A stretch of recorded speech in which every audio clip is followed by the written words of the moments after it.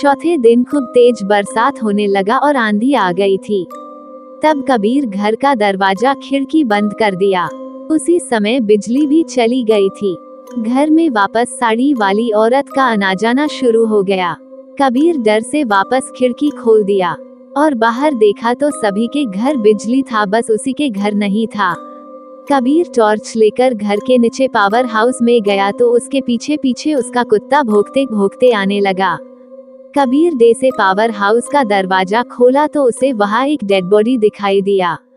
कबीर डर गया और तुरंत वहां से भागा और अपने बेटे राज को लेकर घर के दरवाजा बंद करके घर से भागना शुरू किया। बारिश बहुत तेज बरस रही थी। कबीर अपने बेटे राज साथ बाहर भागते भागते कबीर का पैर एक खड्डे में अटक गया।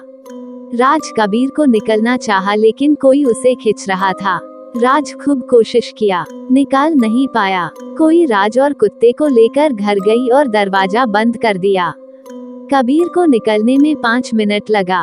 वो वापस घर में गया तो दरवाजा खुला था। कबीर राज और कुत्ते को खूब ढूंढा लेकिन उसे राज और कुत्ता कहीं भी नहीं दिखाई दिए। कबीर वही घर में रहने लगा। एक कस्टमर कबीर का लोन पास करने कबीर के घर आया था। वो तुरंत भागा वहां से। कबीर बाहर आकर पूछे, क्यों भाई आप बाहर क्यों आए? कस्टमर, आपके घर में एक औरत, एक लड़का और एक कुत्ता दिखाई दिया।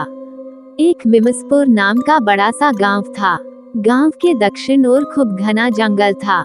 उसी जंगल में एक डरावना गुफा था जिसमें एक उड़ने वाला डायनासोर रहा करता था।